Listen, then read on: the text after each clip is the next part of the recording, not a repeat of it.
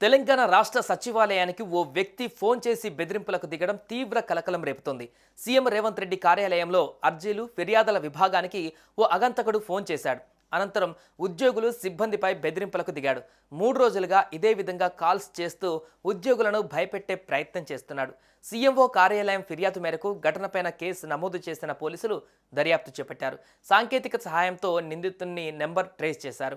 అనంతరం దుండగుడు ఉన్న ప్రాంతానికి వెళ్లి అదుపులోకి తీసుకుని విచారణ చేపట్టారు. ఫోన్ చేయడానికి గల కారణాలపైన పోలీసులు ఆరా తీస్తున్నారు. నిందితుడే ఫోన్ చేశాడా, అతని వెనక ఎవరైనా ఉన్నారా, ఫోన్ చేయడానికి గల కారణాలు ఏంటి అనే కోణాలలో దర్యాప్తు చేస్తున్నారు. సెల్ ఫోన్ సిగ్నల్స్ ఆధారంగా అగంతకుడి ఆచూకీ తెలుసుకున్నారు పోలీసులు.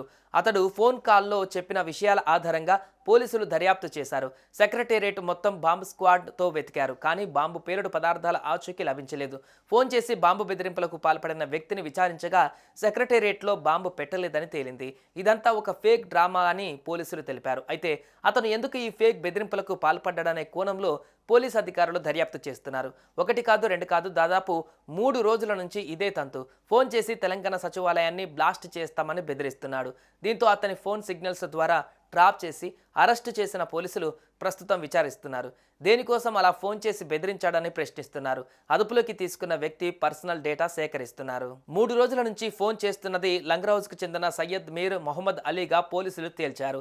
దర్గాకు సంబంధించి ఓ సమస్య పైన ప్రభుత్వానికి తాను అర్జీ పెట్టుకున్నానని, అధికారులు స్పందించకపోవడంతో అధికారులపై బెదిరింపులకు దిగానని అతడు అంటున్నాడు. పోలీసులు సెక్రటేరియట్ అధికారులతో వాగ్వాదానికి కూడా దిగాడు ఫోన్ చేసిన వ్యక్తి. అతనిని అదుపులోకి తీసుకుని విచారించారు ఎస్పీఎఫ్ పోలీసులు. ఎందుకు ఫోన్ చేశాడన్న కోణంలో దర్యాప్తు చేస్తున్నారు సైఫాబాద్ పోలీసులు. 5 రోజుల క్రితం శంషాబాద్ ఎయిర్పోర్ట్కి కూడా బాంబు బెదిరింపు కాల్ వచ్చింది. సైబరాబాద్ కంట్రోల్ రూమ్కి ఓ అగంతకుడు ఫోన్ చేసి బాంబు ఉందంటూ సమాచారం ఇచ్చాడు. దీంతో అప్రమత్తమైన ఎయిర్పోర్ట్ భద్రతా సిబ్బంది క్షుణ్ణంగా తనిఖీలు నిర్వహించారు. అడుగడుగునా చెక్ చేసిన తర్వాత బాంబు లేదని నిర్ధారించుకున్న భద్రతా సిబ్బంది అసలు ఆ కాల్ ఎక్కడి నుంచి వచ్చిందని తెలుసుకున్నారు. ఈ క్రమంలో ఆ కాల్ ఫేక్ అని తేల్చారు.